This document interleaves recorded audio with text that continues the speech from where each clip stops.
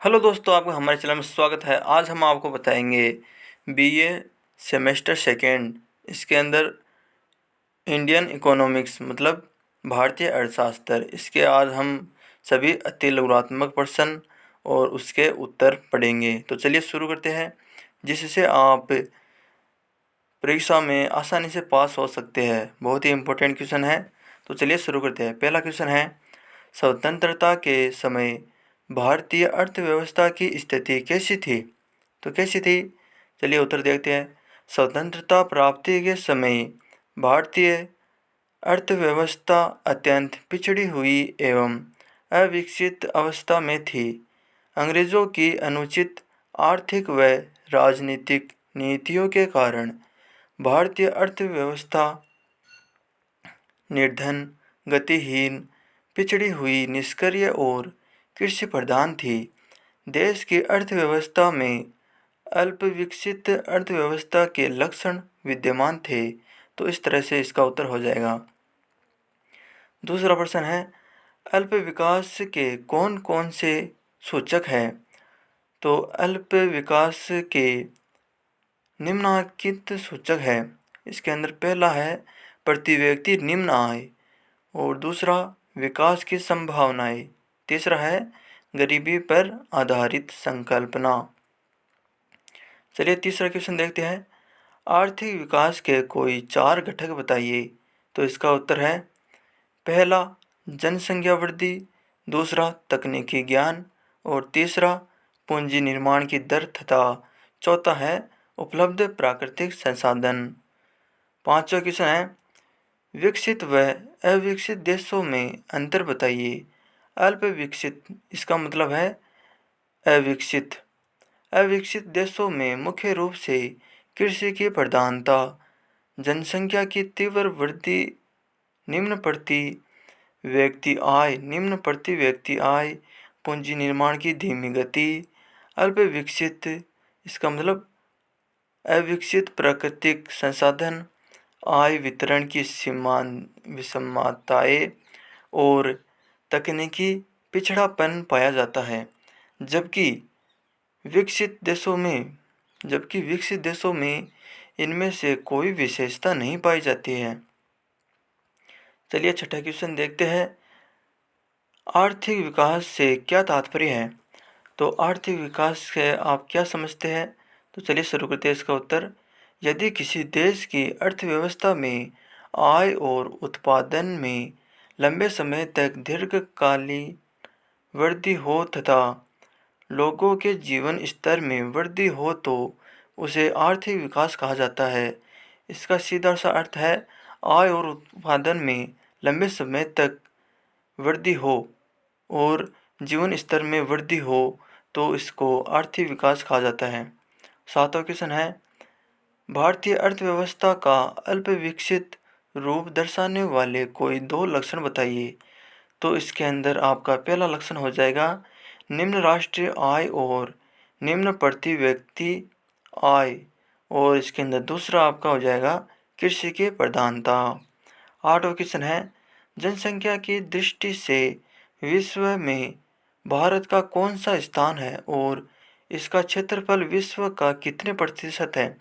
तो ये तो सभी लोग जानते हैं कि भारत का स्थान जनसंख्या की दृष्टि से दूसरा स्थान है और पहला स्थान चीन का है।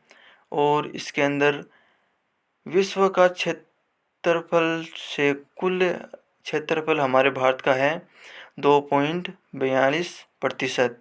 तो इसका अंदर उत्तर हम एकदम सिंपल भाषा में देख लेते हैं। जनसंख्या की दृष्टि से चीन के बाद भारत का दूसरा स्थान है और इसका कुल क्षेत्रफल विश्व के कुल क्षेत्रफल का 2.42% है। चलिए 9वां क्वेश्चन देखते हैं। स्वतंत्रता प्राप्ति के समय भारतीय अर्थव्यवस्था के स्वरूप को दर्शाने वाले 2 आधार बताइए। तो इसके अंदर आपका पहला उत्तर हो जाएगा, स्वतंत्रता प्राप्ति के समय भारतीय अर्थव्यवस्था अविकसित अर्थव्यवस्था थी। क्या थी? अर्थव्यवस्था थी। दूसरा हो जाएगा, स्वतंत्रता के समय भारत की अर्थव्यवस्था गतिहीनता का शिकार थी। और 10वां क्वेश्चन हो जाएगा इसके अंदर आपका, संयुक्त राष्ट्रीय संघ के अनुसार अल्प विकसित देश कौन सा है? कौन सा है? तो चलिए उत्तर हम अभी देखते हैं। संयुक्त राष्ट्रीय संघ के अनुसार अल्प विकसित देश वह है जिसकी प्रति व्यक्ति वास्तविक आय अमेरिका, कनाडा, ऑस्ट्रेलिया तथा पश्चिमी यूरोपीय देशों की प्रति व्यक्ति वास्तविक आय से कम हो। प्रश्न 11वां, विकासशील देशों की दो विशेषताएं बताइए। तो इसका उत्तर हम देखते हैं। पहली विशेषता है जनसंख्या भार अधिक होता है और दूसरी श्रम उत्पादन का स्तर नीचा होता है। प्रश्न 12वां, क्षेत्रफल, जनसंख्या एवं सकल घरेलू उत्पाद की दृष्टि से विश्व अर्थव्यवस्था में भारत का स्थान बताइए। तो इसके अंदर 3 पॉइंटों में इसका उत्तर है। तो पहला पॉइंट है क्षेत्रफल की दृष्टि से विश्व अर्थव्यवस्था में भारत का 7वां स्थान है। दूसरा पॉइंट है जनसंख्या की दृष्टि से विश्व में भारत का दूसरा स्थान है। और तीसरा पॉइंट है सकल घरेलू उत्पाद की दृष्टि से विश्व में भारत का 11वां स्थान है। तो इस तरह से है। 13वां क्वेश्चन है भारत में प्रमुख रूप से कौन कौन सी मिट्टियाँ पाई जाती है? भारत में प्रमुख रूप से दोमट मिट्टी, काली मिट्टी, लाल मिट्टी, पहाड़ी मिट्टी, लेटेराइट मिट्टी, रेगिस्तानी मिट्टी इत्यादि पाई जाती है। प्रश्न 14, भारत में खनिज तेल के भंडार कहाँ पाए जाते हैं? भारत में खनिज तेल के भंडार कहाँ पाए जाते हैं? इसका उत्तर हो जाएगा भारत में खनिज तेल के भंडार सीमित स्थानों पर पाए जाते हैं, जैसे कि असम, गुजरात, डिगबोई, खंभात, कच्छ, बंगाल की खाड़ी और बॉम्बे हाई में। राजस्थान में बाड़मेर व जैसलमेर में भी खनिज तेल के भंडार हैं। 15वां क्वेश्चन है राष्ट्रीय जल नीति के अनुसार जल के उपयोग की वरीयताएं बताइए। तो इसके अंदर उत्तर हो जाएगा राष्ट्रीय जल नीति में जल संसाधनों के नियोजन एवं कुशल प्रबंधन हेतु उपयोग की 5 वरीयताएं पाई जाती हैं। पहली प्रथम पेयजल, दूसरी द्वितीय सिंचाई, तीसरी तृतीय विद्युत, चौथी चतुर्थ नौकायन और पांचवी पंच औद्योगिक व अन्य प्रयोग। 16 क्वेश्चन है इसके अंदर भारत में सर्वाधिक अभ्रक किस राज्य में पाया जाता है और अभ्रक उत्पादन में विश्व में भारत का कौन सा स्थान है? तो इसके अंदर इसका उत्तर हो जाएगा भारत में सर्वाधिक अभ्रक बिहार में पाया जाता है और अभ्रक उत्पादन में विश्व में भारत का प्रथम स्थान है। 17वां क्वेश्चन है बॉक्साइट व जिस्म का प्रयोग किसने होता है, किनमें होता है?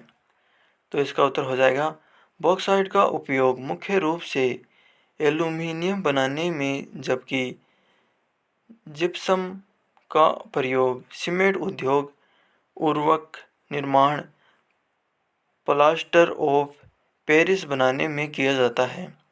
प्रश्न 18, ऊर्जा के 3 गैर परंपरागत स्रोत बताइए। तो इसके अंदर पहला हो जाएगा बायोगैस, दूसरा सौर ऊर्जा और तीसरा हो जाएगा पवन ऊर्जा। 19वां क्वेश्चन है ऊर्जा संसाधन के कोई 2 स्रोत बताइए। तो इसका उत्तर हो जाएगा ऊर्जा संसाधन के 2 स्रोत है। कोयला यह एक ऊर्जा का सबसे बड़ा स्रोत है और दूसरा हो जाएगा इसमें ताप बिजली उत्पन्न होती है। परमाणु ऊर्जा यह ऊर्जा यूरेनियम, थोरियम नामक आणविक खनिजों द्वारा उत्पन्न होती है। 20वां क्वेश्चन है, किन्हीं दो धात्विक खनिजों के नाम व उनके उपयोग बताइए।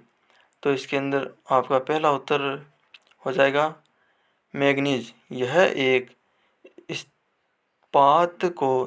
इस्पात को कठोर बनाने के काम में आता है। और दूसरा हो जाएगा क्रोमाइट। यह धातु कार्मिक उद्योगों, रिफिनेट बनाने और रसायन बनाने में काम आती है। 21वां क्वेश्चन है, वनों के विकास हेतु 2 सुझाव दीजिए। इसका उत्तर हो जाएगा वृक्षारोपण कार्यक्रम के अंतर्गत लगाए गए पौधों की सुरक्षा की जानी चाहिए। और दूसरा हो जाएगा वन संरक्षण हेतु सामाजिक चेतना उत्पन्न की जानी चाहिए।